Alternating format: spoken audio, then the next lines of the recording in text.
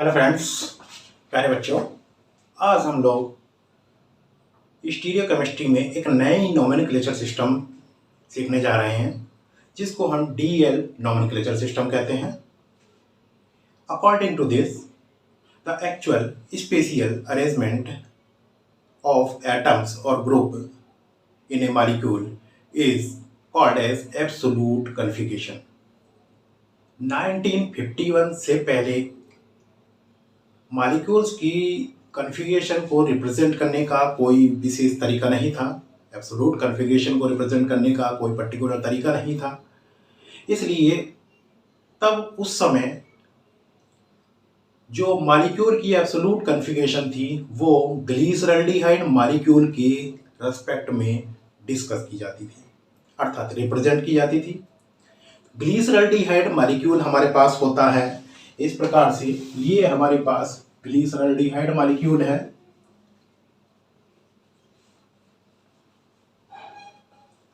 यहां पर आप देख रहे हैं, इसको हम डी प्लस ग्लिसरॉल्डिहाइड के नाम से जानते हैं। यहां पर आप देख रहे हैं लेफ्ट में हाइड्रोजन है और राइट में OH ग्रुप है।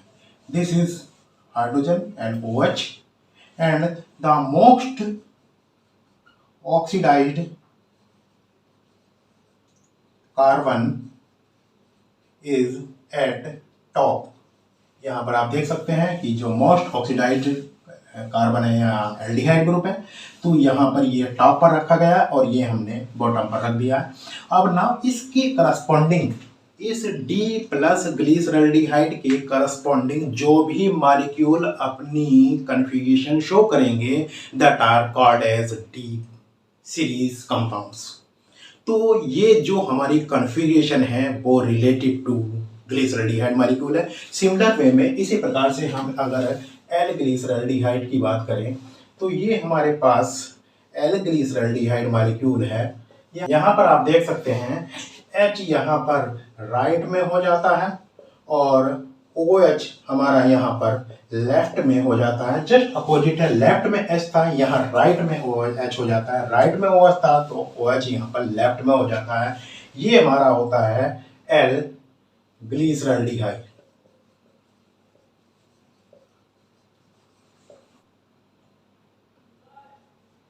ये L माइनस ग्लिसरॉल्डिहाइड मॉलिक्यूल है। यहाँ पर अब आप देख सकते हैं एक हमारे पास D ग्लिसरॉल्डिहाइड सीरीज है और एक L ग्लिसरॉल्डिहाइड सीरीज है। जो मॉलिक्यूल्स, जो कंपाउंड्स हमारे D ग्लिसरॉल्डिहाइड के जैसा कॉन्फ़िगरेशन शो करते हैं वो D सीरीज के कंपाउंड कहलाएंगे, वो D कॉन्फ़िगरेशन के कंपाउंड होंगे। और जो compound L series, L glyceraldehyde के तरह का यहाँ पर अपना कॉन्फ़िगरेशन शो करेंगे वो L सीरीज के कंपाउंड या उनको L नेम दिया जाता है। इस प्रकार से ये हम जो कह सकते हैं कि यहाँ जो DL कॉन्फ़िगरेशन है वो DL नोमेनक्लेचर सिस्टम है। ये जो कॉन्फ़िगरेशन है, ये जो सिस्टम है, ये relative to glyceraldehyde.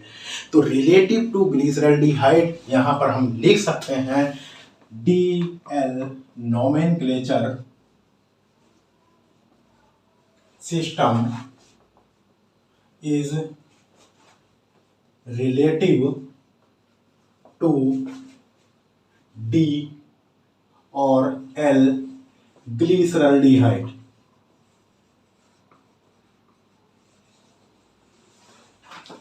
So it is relative configuration। ये हमारी इस तरह से रिलेटिव कॉन्फ़िगरेशन हो जाएगी और हम इसको शो कर सकते हैं the compounds which shows the configuration of D glyceraldehyde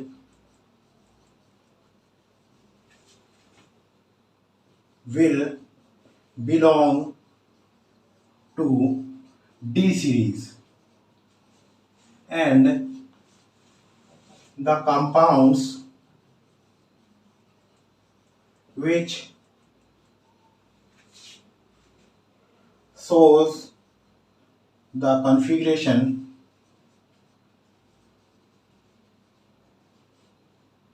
of L-glyceraldehyde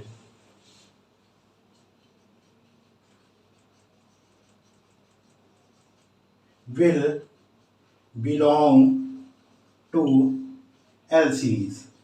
इस प्रकार से वो L सीरीज से बिलोंग करेंगे। तो इस प्रकार से हम यहाँ पर D और L कन्फिगरेशन रिप्रेजेंट करते हैं।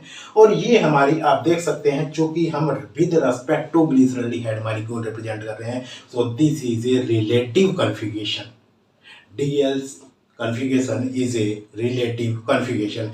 नाउ अब हम अगर बात करें तो यहाँ पर आप देखेंगे कि जो हमारा इस बॉटम कार्बन एटम से है, बॉटम कार्बन एटम के बाद जो हमारा कार्बन एटम है उसकी कन्फिगरेशन को हम यहाँ पर रिप्रेजेंट कर रहे हैं। जो हमारा ये जो सेंटर है ये बॉटम कार्बन एटम के पास वाला कार्बन एटम है।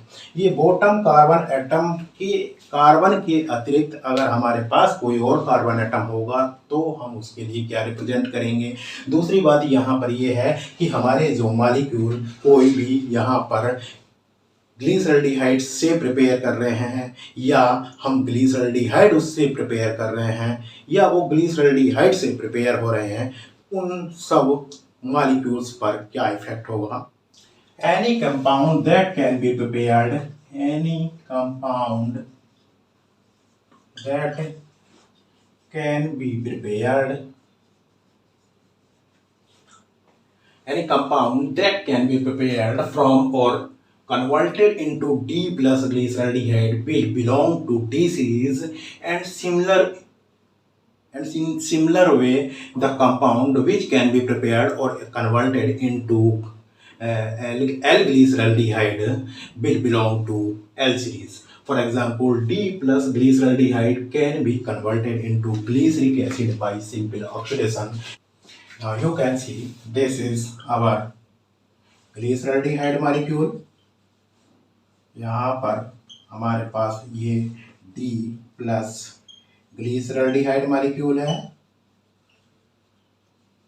जब हम इसका सिंपल ऑक्सीडेशन करते हैं, ऑक्सीडेशन करने पर हमको यहाँ पर ग्लिसरिक एसिड प्राप्त होता है। ये ग्लिसरिक एसिड का जो कन्फिगरेशन होगा वो D प्लस ग्लिसरिक एसिड होता है। तो इस तरीके से आप देख सकते हैं ये भी D प्लस सीरीज से था और ये भी हमको यहाँ D प्लस सीरीज से ही मिलता है। अर्थात यहाँ पर चूंकि हमने इस कार्बन एटम पर किसी भी प्रकार का कोई बॉन्ड ब्रेक नहीं किया है, तो यहाँ पर जो हमें कन्फिगरेशन प्राप्त होती है वो सिमिलर कन्फिगरेशन प्राप्त होती है जो हमारी ग्लिसरॉल्डिहाइड मॉलिक्यूल की थी। तो हमारा जो ओवरऑल है वो कन्फिगरेशन ये है और इसके ऊपर ये क्या कन्फिगरेशन है इससे इफेक्ट नहीं पड़ता। तो इस तरीके से ये यहाँ पर रिप्रेजेंटेशन इसका आप शो कर सकते हैं कि बिना बॉन्ड ब्रेकिंग के चाहे ग्लिसरॉल्डिहाइड मॉलिक्यूल से प्रिपेयर किया गया हो, चाहे ग्लिसरॉल्डिहाइड मॉलिक्यूल प्रिपेयर किया गया हो, वो ग्लिसरॉल्डिहाइड सीरीज से बिलोंग करने वाला कंपाउंड D या L करस्पॉन्डिंग सीरीज में बना रहेगा। सिमिलर वे में अगर हम बात करें, similarly lactic acid obtained from D plus glyceraldehyde will belong to the D lactic acid।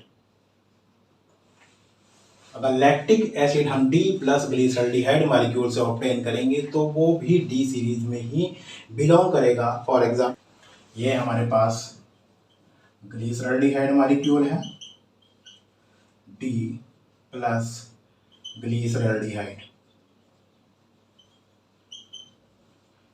यहाँ पर ये HOH। जब हम इसका ऑक्सीडेशन करते हैं, नंबर 1 ऑक्सीडेशन, और सेकेंड रिएक्शन यहाँ पर हम PBr3 के साथ कराते हैं तो यहाँ पर ये ग्लिसरिक एसिड के साथ में यहाँ CH2Br आ जाएगा HOH। और इसका जब हम रिडक्शन करते हैं तो रिडक्शन करने पर हमें यहाँ पर ये लैक्टिक एसिड प्राप्त होता है। ये लैक्टिक एसिड आप देख सकते हैं D माइनस लैक्टिक एसिड हमें प्राप्त होता है। ये D प्लस ग्लिसरल्डिहाइड से हमने ऑब्टेन किया है D माइनस लैक्टिक एसिड, अर्थात यहाँ D सीरीज D ग्लिसरल्डिहाइड से हम बना रहे हैं लैक्टिक एसिड, तो वो भी D सीरीज का ही कंपाउंड होगा, वो D सीरीज से ही बिलोंग करेगा। अगर L सीरीज से बनाएंगे तो वो L सीरीज से बिलोंग करेगा। तो दैट इज द करस्पॉन्डिंग और the relative configuration to the glyceraldehyde molecule. Now अब हम यहाँ पर एक सेकंड केस आता है कि हमारे पास अगर मॉलिक्यूल में एक से अधिक कायरल सेंटर है, यहाँ पर एक कायरल सेंटर के स्थान पर अगर कोई दूसरा भी कायरल सेंटर है, तब उस पर क्या इफेक्ट पड़ेगा। तो आइए देखते हैं। When representing the relative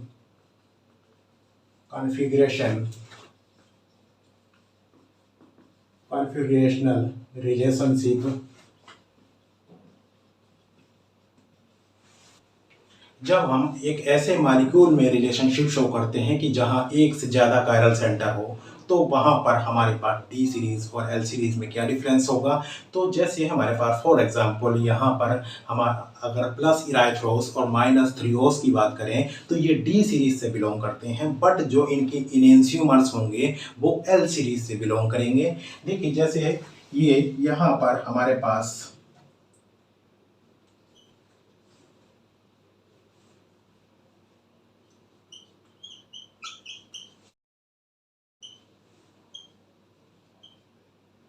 this is plus erythros and this is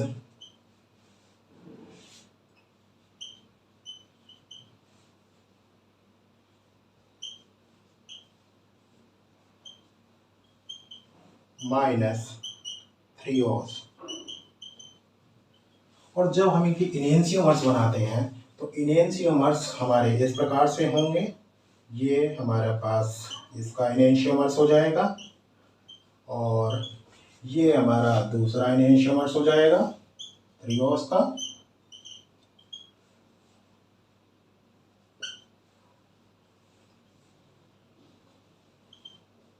तो ये जो हमारा देख रहे हैं हमारा D प्लस सीरीज से बिलोंग कर रहा है इराइथ्रोस, ये भी D माइनस सीरीज से बिलोंग कर रहा है। बट यहाँ पर जो ये फॉर्म इसका इनेंशियोमर बन रहा है ये L प्लस इराइथ्रोस और ये L माइनस थ्रियोस सीरीज से बिलोंग करता है। इस तरीके से यहाँ पर हमारे पास ये D कन्फिगरेशन से यहाँ पर इसके जो इनेंशियोमर्स होंगे वो L सीरीज से बिलोंग करेंगे, बट इनमें कोई विशेष को रिलेशनशिप नहीं होती है।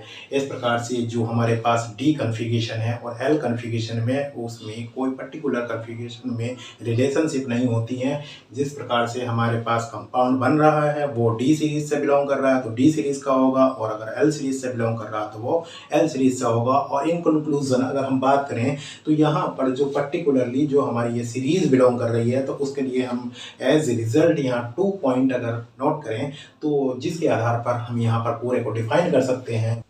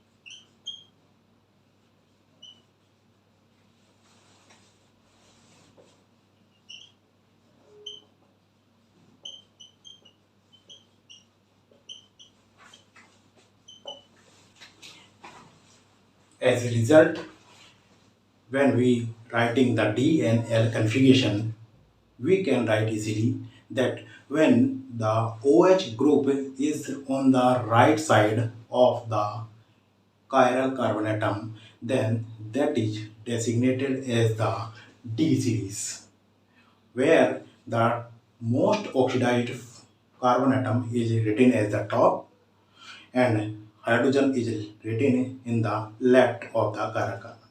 And in the similar way, when the most oxidized carbon atom is at the top and the OH group is in the left of the chiral carbon atom and the hydrogen atom is in the right of the chiral carbon atom, that the form is written as L.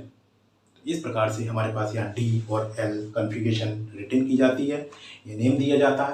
अब अगर हम बात करें कि हमारे पास जो R S nomenclature system होता है, तो R S nomenclature system, R S system और जो हम इस डी एल सिस्टम की बात कर रहे हैं, तो इन दोनों सिस्टम में क्या डिफरेंस है। तो अगर हम दोनों की बात करें तो हमारा आर एस सिस्टम है वो absolute configuration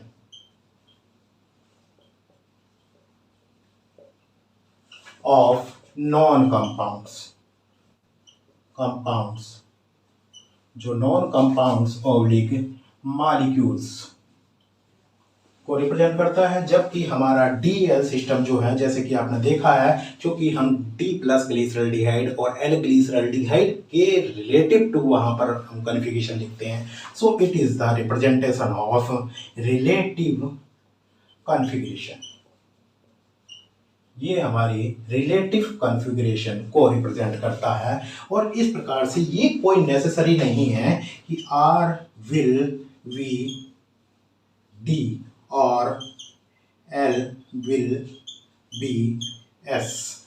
There is not compulsory. ये कोई ज़रूरी नहीं है कि ये दोनों कॉन्फ़िगरेशन यहाँ पर हमारी सेम मैच करें। और सबसे इम्पोर्टेंट बात ये है कि हमारी जो DL कॉन्फ़िगरेशन है, हम केवल जो हमारा बॉटम कार्बन एटम है, बॉटम कार्बन एटम के नियरेस्ट कार्बन एटम के रेस्पेक्ट में यहाँ DL कन्फिगरेशन को डेनोट करते हैं। अगर हमारे पास एक से अधिक कायरल कार्बन एटम है तो वहाँ पर ये DL सिस्टम फेल करने लगता है, वहाँ पर उसका रिप्रेजेंटेशन नहीं होता है, वहाँ पर उसको हम डेसिग्नेट नहीं कर पाते हैं। But RS nomenclature system is applicable everywhere whether the chiral carbon atom is more than 1. We can write RS system is applicable everywhere whether the molecule have more than one chiral center. अगर यहाँ पर एक से अधिक chiral centre भी हैं तो भी वहाँ पर हम डेसिग्नेट कर सकते हैं, because RS system is applied on each carbon, on each chiral carbon atom separately. तो ये हमारे पास जो RS नोमेनक्लेचर सिस्टम है ये इसलिए बहुत ही ज़्यादा सक्सेसफुल है, क्योंकि यहाँ पर अगर एक से अधिक कायरल सेंटर भी हैं तो हम सारे कायरल सेंटर का, सारे कायरल कार्बन एटम का हम अलग से नोमेनक्लेचर करते हैं। एक होगा तो एक का करेंगे, दो होंगे तो दो का अलग अलग करेंगे, तीन होंगे तो तीनों का अलग अलग यहाँ पर नोमेनक्लेचर करते हैं RS अकॉर्डिंग। बट यहाँ पर DL सिस्टम में हम देख रहे थे कि जो बॉटम कार्बन एटम है उसके पास वाले कार्बन एटम के हिसाब से ही हम वहाँ पर रिलेटिव कॉन्फ़िगरेशन लिख रहे थे D और L सिस्टम में। बट यहाँ पर चूंकि RS सिस्टम पूरी तरह से यहाँ पर ईच कार्बन एटम को डिसाइड करता है, डिफाइन करता है, so RS system is universally successful system to represent the absolute configuration of any compound. इस प्रकार से यहाँ पर हमारे पास DL सिस्टम और दोनों DL सिस्टम RS सिस्टम में बेसिक डिफरेंस होता है। Thank you.